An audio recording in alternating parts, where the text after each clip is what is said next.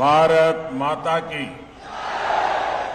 भारत माता की, भारत माता की। हर हर महादेव। माता अन्नपूर्णा की जय, गंगा मैया की जय। उत्तर प्रदेश की राज्यपाल आनंदीबेन पटेल, मुख्यमंत्री श्रीमान योगी आदित्यनाथ जी, केंद्रीय मंत्रिमंडल के मेरे साथीगण, यूपी सरकार के मंत्रीगण, सांसद और विधायकगण, अलग अलग योजनाओं के सभी लाभार्थी और काशी के मेरे प्यारे भाइयों और बहनों,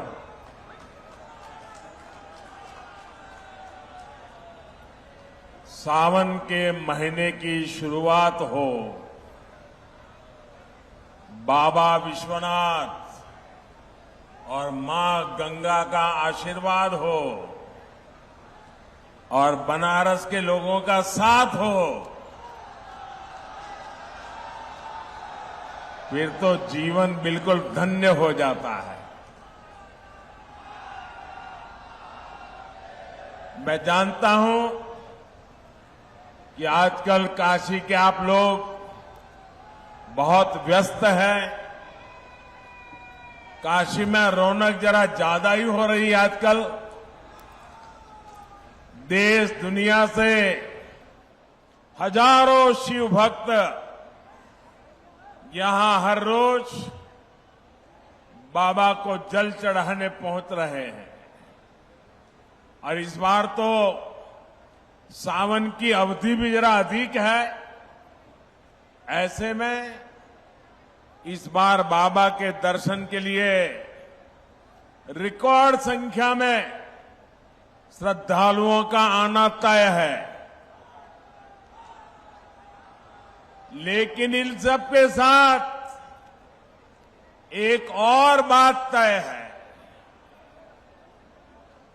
अब जे भी बनारस आई तो खुश होके ही जाई।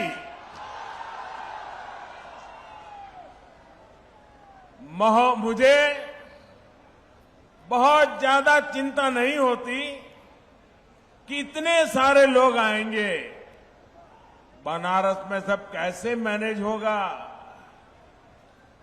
काशी के लोग तो मुझे सिखा देते हैं, मैं उनको कोई चीज सिखा नहीं सकता हूं। अभी G20 के लिए दुनिया भर से इतने सारे लोग बनारस आए थे। काशी के लोगों ने उनका इतना भव्य स्वागत किया, इतना अच्छा प्रबंध किया कि आज पूरे दुनिया में आपकी और काशी की वाहवाही हो रही है। और इसलिए मुझे पता है काशी के लोग सब संभाल लेंगे।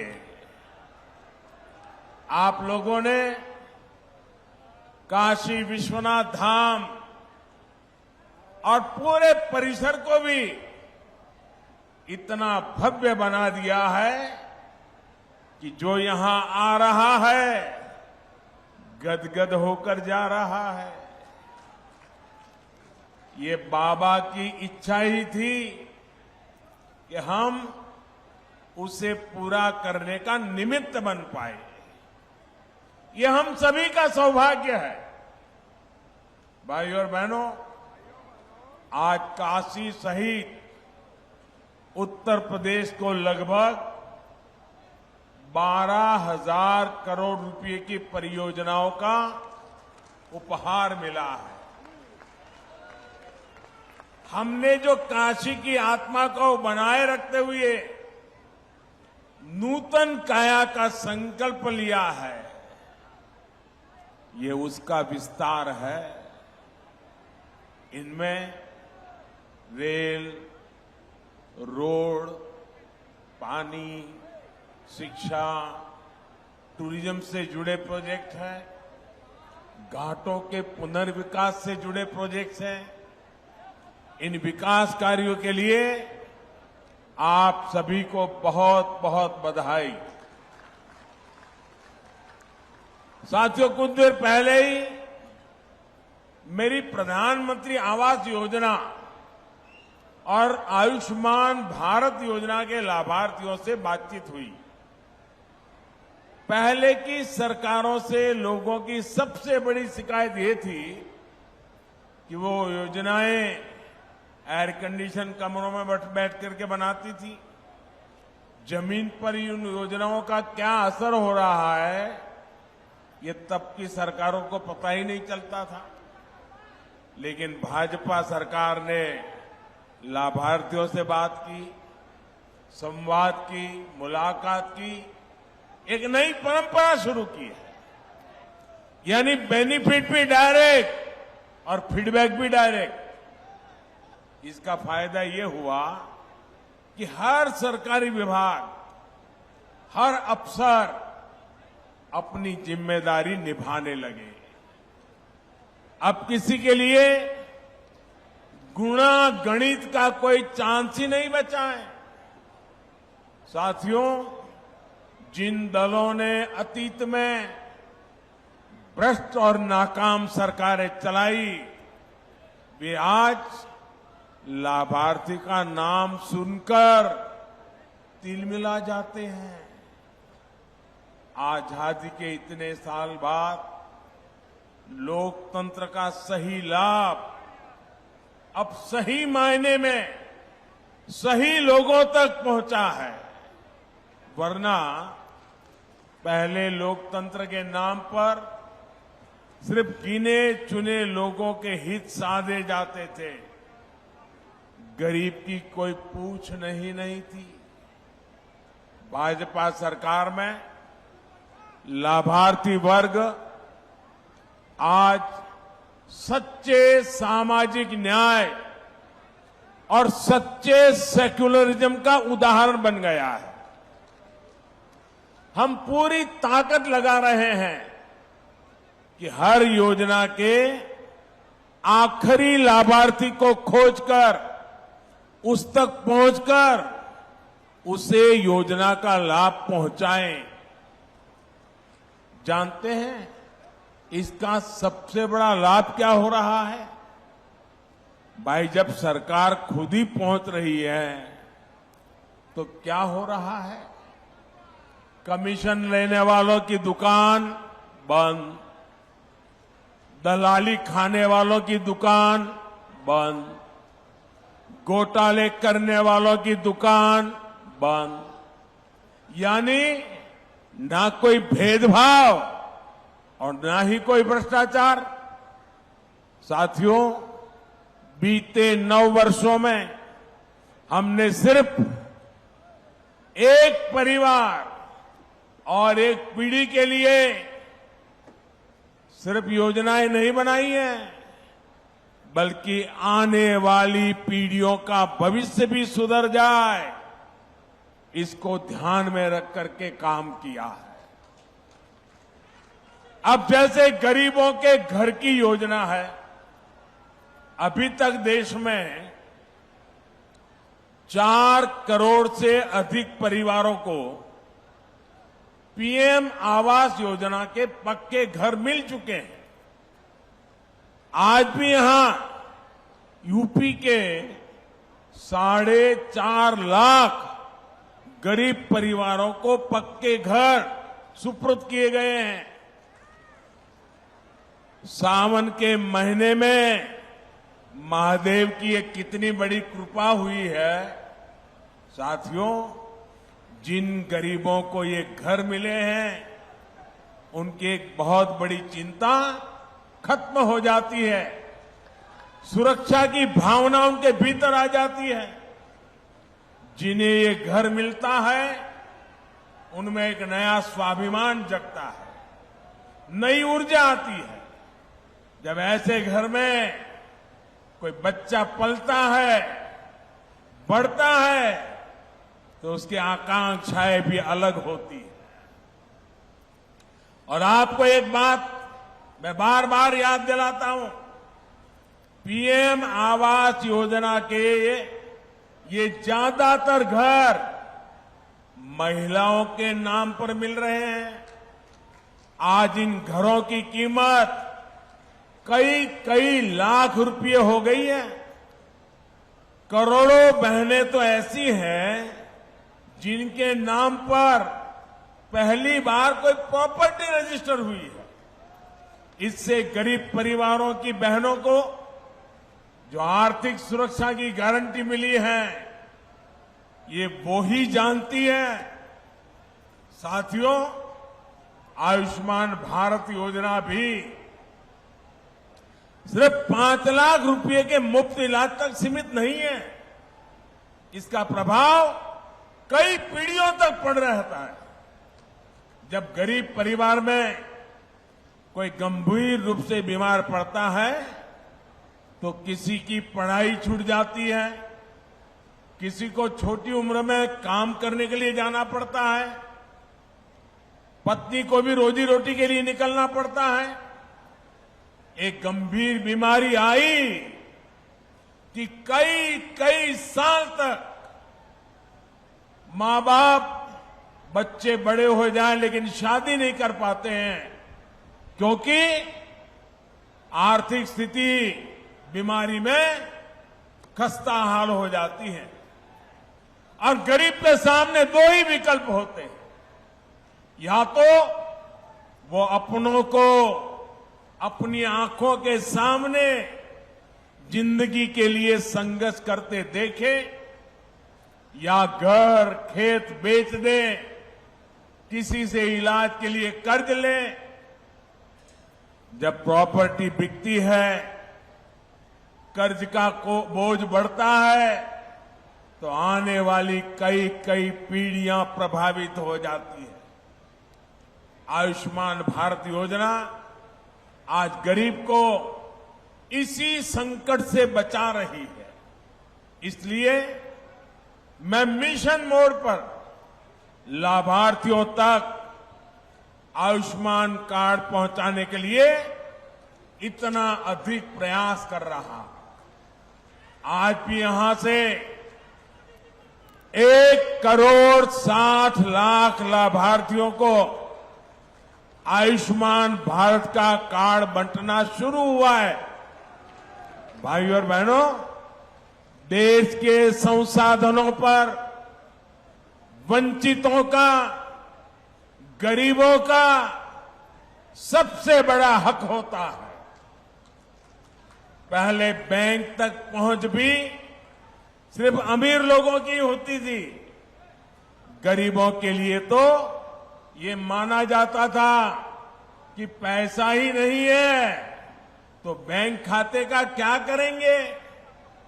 कुछ लोग सोचते थे कि गारंटी देने के लिए कोई नहीं है तो बैंक लोन कैसे मिल पाएगा। बीते 9 वर्षों में इस सोच को भी भाजपा सरकार ने बदल दिया। हमने बैंकों के दरवाजे सबके लिए खोल दिए। हमने करीब करीब 50 करोड़ जनधन बैंक खाते खोले।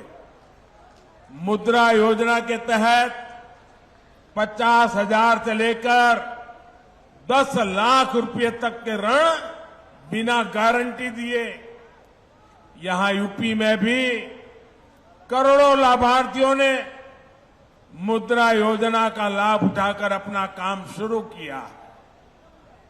इसमें सबसे अधिक लाभ गरीब, दलित, पिछड़े, आदिवासी, अल्पसंख्यक परिवारों से जुड़े साथियों और महिला उद्यमियों को हुआ। यही तो सामाजिक न्याय है जिसकी गारंटी भाजपा सरकार दे रही है। साथियों, हमारे रेहड़ी, ठेले, पटरी, फुटपाथ पर छोटा मोटा व्यवसाय करने वाले साथी भी अधिकतर वंचित समाज से ही आते हैं। लेकिन पहले की सरकारों ने इन साथियों को भी सिवाय अपमान और प्रताड़ना के कुछ नहीं दिया। रेहड़ी, ठेले, पटरी, फुटपाथ पर दुकान चलाने वालों को दुत्कार देता है, गाली देकर चला जाता है। लेकिन गरीब मां का बेटा मोदी इनका ये अपमान बर्दाश्त नहीं कर सकता। इसलिए मैंने रेहड़ी, ठेले, पटरी, फुटपाथ पर दुकान करने वाले के लिए पीएम स्वनिधि योजना बनाई है। हमने पीएम स्वनिधि योजना के तहत इनको भी सम्मान दिया है और बैंकों को इन्हें मदद देने को कहा है। जो पैसे पटरी वाले दुकानदारों को बैंक दे रहे हैं, उसकी गारंटी भी सरकार खुद ले रही है। पीएम स्वनिधि योजना के तहत अभी तक 35 लाख से अधिक साथियों को मदद स्वीकृत की गई है। यहां बनारस में भी आज 1.25 लाख से ज्यादा लाभार्थियों को स्वनिधि योजना के तहत लोन दिए गए। इस लोन से वो अपना काम आगे बढ़ाएंगे, अपनी दुकान का विस्तार करेंगे। अब कोई उन्हें गाली नहीं दे पाएगा, उन्हें नीचा नहीं दिखा पाएगा। गरीब को स्वाभिमान, ये मोदी की गारंटी है। साथियों, जिस लोगों ने देश पर दशकों तक राज किया, उनके शासन के मूल में ही बेईमानी रही। और जब ऐसा होता है तो चाहे कितना भी धन इकट्ठा हो तो कम ही पड़ता है। 2014 से पहले भ्रष्टाचारियों और परिवारवादियों की सरकारों के दौरान ऐसा ही कारोबार चलता था। बजट की जब भी बात आती थी तो घाटे का, नुकसान का ही बहाना होता था। आज गरीब कल्याण हो या फिर इंफ्रास्ट्रक्चर, बजट की कोई कमी नहीं है। वही कर देता है, वही सिस्टम है, लेकिन सरकार बदली है, नीयत बदली है तो परिणाम भी बदले दिख रहे हैं। पहले करप्शन और कालाबाजारी खबरों से अखबार भरे रहते थे। अब नए प्रोजेक्ट के शिलान्यास और लोकार्पण की खबरें अखबारों में छाई रहती है। बीते 9 वर्षों में आए परिवर्तन का सबसे बड़ा उदाहरण भारतीय रेल है। ईस्टर्न डेडिकेटेड फ्रेट कॉरिडोर, यानी मालगाड़ियों के लिए विशेष पटरियों की योजना 2006 में शुरू हुई थी, लेकिन 2014 तक 1 किलोमीटर ट्रैक भी नहीं बीत पाया था। 1 किलोमीटर भी नहीं। पिछले 9 वर्षों में इसका एक बहुत बड़ा हिस्सा पूरा हो चुका है। इस पर मालगाड़ियां चलना शुरू कर चुकी है। आज भी दीनदयाल उपाध्याय जंक्शन से न्यू सोननगर खंड का लोकार्पण किया गया है। इसे मालगाड़ियों की स्पीड तो बढ़ेगी ही, पूर्वांचल में, पूरी भारत में रोजगार के अनेक नए अवसर बनेंगे। साथियों, जब नीयत साफ होती है तो कैसे काम होता है, इसका एक और उदाहरण मैं देता हूं। देश में तेज रफ्तार ट्रेनें चले, देश हमेशा ये चाहता था।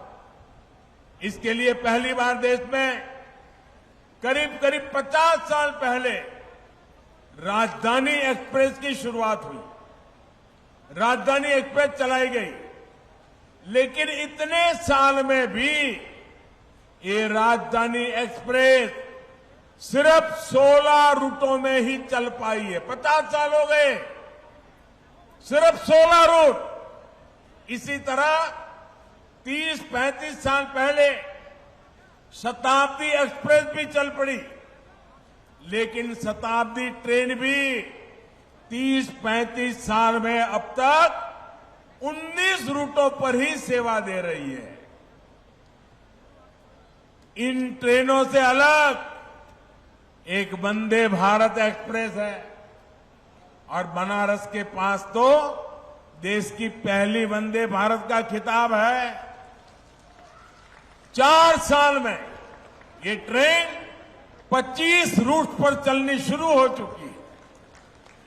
आज भी गोरखपुर से 2 नई वंदे भारत एक्सप्रेस को हरी झंडी दिखाई गई है। एक ट्रेन गोरखपुर से लखनऊ के लिए चली है और दूसरी अहमदाबाद से जोधपुर रूट पर चली है। देश के मध्यम वर्ग में ये वंदे भारत इतनी सुपरहिट हो गई है कि कोने कोने से इसके लिए डिमांड आ रही है। वो दिन दूर नहीं जब वंदे भारत देश के कोने कोने को कनेक्ट करेगी। भाइयों और बहनों, बीते 9 वर्षों में काशी की कनेक्टिविटी को भी बेहतर करने के लिए अभूतपूर्व काम हुआ है। यहां जो विकास कार्य हो रहे हैं वो रोजगार के अनेकों नए अवसर भी बना रहे हैं। अब जैसे पिछले वर्ष काशी में 7 करोड़ से ज्यादा पर्यटक और श्रद्धालु आए थे। सिर्फ 1 साल में काशी आने वाले पर्यटकों की संख्या में 12 गुना बढ़ोतरी हुई। 12 गुना पर्यटक बढ़े हैं तो इसका सीधा लाभ यहां के रिक्शा वाले को हुआ है, दुकानदारों को हुआ है, ढाबा होटल चलाने वाले साथियों को हुआ है, बनारसी साड़ी का काम करने वाले हो या फिर बनारसी पान वाले मेरे भाई, सभी को इससे बहुत फायदा हो रहा है। पर्यटक बढ़ने का बहुत बड़ा लाभ हमारे नाव चलाने वाले साथियों को हुआ है। शाम को जो गंगा आरती होती है उस समय नावों पर कितनी भीड़ होती है ये देख मैं भी हैरत में पड़ जाता हूं। आप लोग ऐसे ही बनारस को संभाले रहिए। साथियों, बाबा के आशीर्वाद से वाराणसी के तेज विकास की यात्रा चलती रहेगी। और मैं एक बार काशी वासियों का और भी धन्यवाद करना चाहता हूं। पिछले दिनों काशी में नगर निगम के चुनाव हुए थे। आप सबने विकास की यात्रा को समर्थन किया, विकास में विश्वास करने वालों को जिता करके भेज दिया और काशी में एक अच्छा व्यवस्था खड़ी करने की दिशा में आप लोगों ने जो सहयोग दिया, तो काशी के सांसद के नाते आप सबके इस सहयोग के लिए मैं आज जब आपके बीच आया हूं तो हृदय से आपका आभार भी व्यक्त करता हूं। एक बार फिर आप सभी को विकास कार्यों की बहुत बहुत बधाई और पवित्र सावन मास के अवसर पर आप सबको अनेक अनेक शुभकामनाएं। हर हर महादेव।